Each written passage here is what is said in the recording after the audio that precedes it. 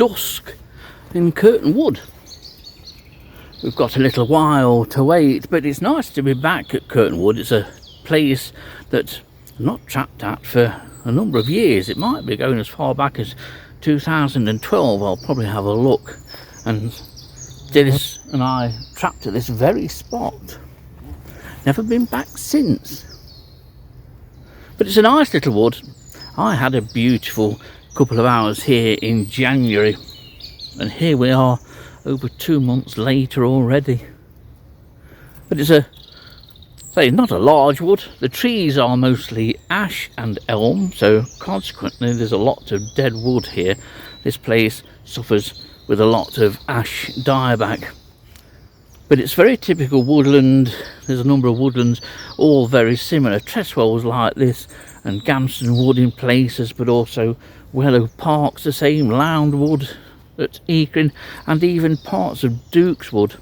All very similar and all on a heavy clay soil. But we should get a decent range of early spring moths. I'm going to be here for at least 2 hours.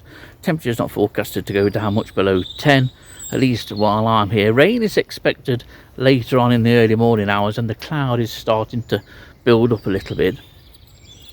So, all in all, I'm hoping that I'll get a nice couple of hours trapping in. Cooler tomorrow night, much cooler.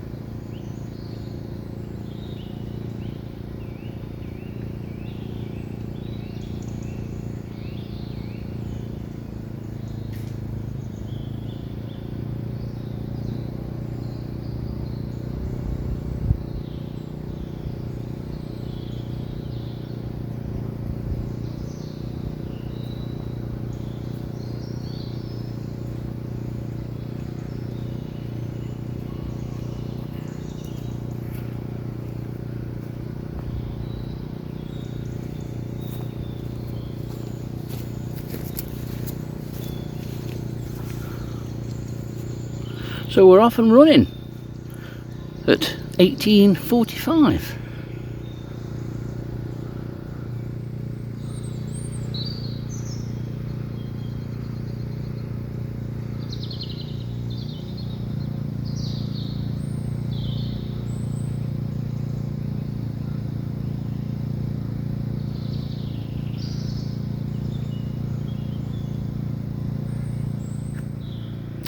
Well, the first moth has flown past, and it was a water carpet.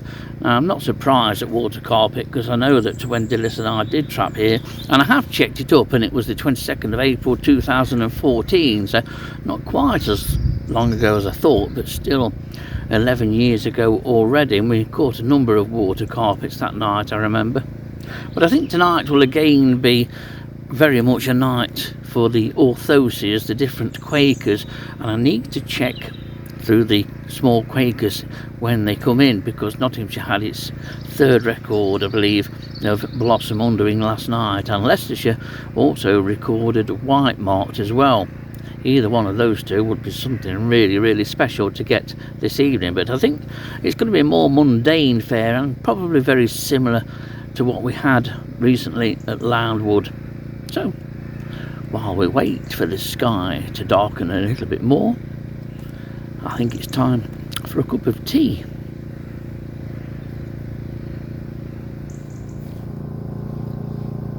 Well, here's the first of our moths that have come in. This is a water carpet. If you're trapping woodland this time of year, this will probably be one of the commoner of the carpet species, or the Geometridae.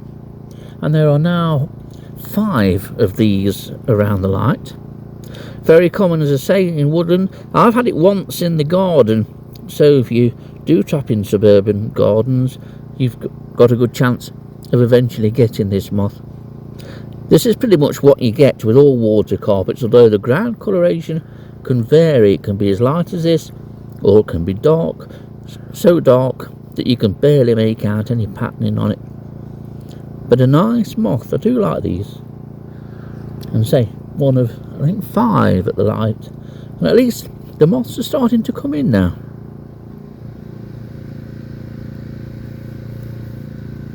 Which has gone 1930 and the moths are starting to come in a little bit. It had the first of the noctuids, and it's a Hebrew character that's come in.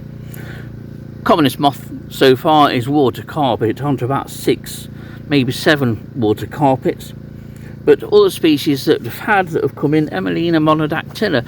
Now that's a moth common in gardens. Everyone will trap it, and you'll see it regularly on fences in suburban situations during the daytime. But in a place like Kirton Wood here, or even Loudwood at Kirton, anywhere else, it's never been a particularly common catch, at least not for Dillis and myself, and for myself now.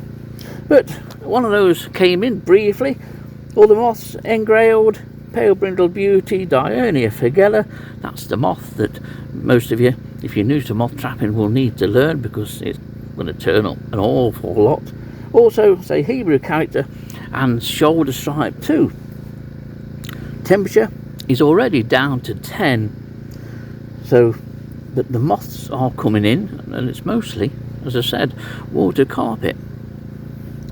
Well, this is a little bit flighty, so I've got to be quick here, but this is a waved umber, an absolutely stunning and cryptically marked moth. It's a real beauty, and as a bonus, it will turn up regularly in gardens. I used to get this nearly every night for Drappin's time of year at home, and that's in the middle of a small town.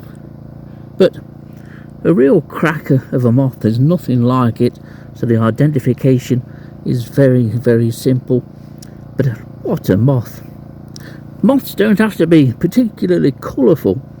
It's those cryptic markings. Even if the overall tone of the moth is a light sandy brown, it's a beauty. If you're new to moths and thinking of starting to trap moths, then I would recommend that you start at this time of the year. March is a particularly good time. There are fewer species on the wing, and you will catch a decent number of moths. Not so much if you're trapping from home, but that's a good thing, because if you've not got so many moths to go through, you're limited to the number of species that those moths can be, and so it's an ideal time to start and learn early, and then pick moths up as they start to come into their own flight season as we go through the year. So if you're thinking of getting into moths, then why not give it a go now? March is the ideal time.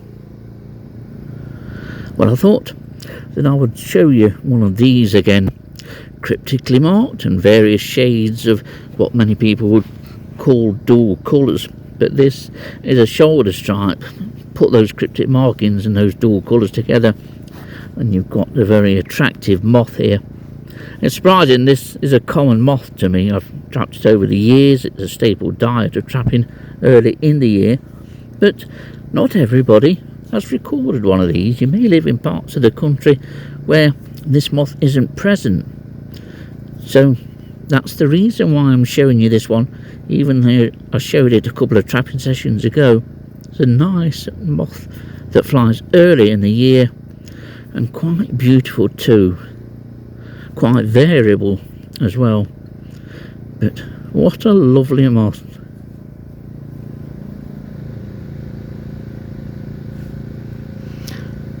This trapping session here at Kirton Wood was always, well, I'd always planned to do a couple of hours, and that's probably all I'll do this evening.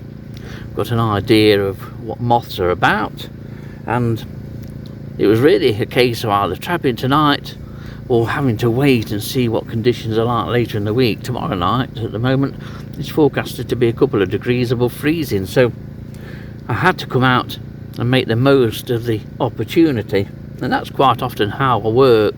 I'm not one of these that can say I'll be trapping at so and so in 2 or 3 nights time. I can't work like that. Quite often it's a last minute decision to go trapping, and an even later decision to know where to trap. But it's been good coming back here 11 years after Dillis and I last trapped in. I don't think it's ever been moth trapped since. So there will be other nights during this year where I can come here again and see what this site has to offer, especially during the summer months. It would be nice to have a good session here and see what turns up. Could potentially be some really nice county records from here. So it'll be another chance to have a cup of tea, a check of the sheet, and see if anything else has come in that I've not recorded. The last few species in have been just small Quaker, so we're not done bad for species. Typical range of species which you would expect for this date in March. And in terms of new species for the year, it's the only one has been waved, umber, and what a moth that was.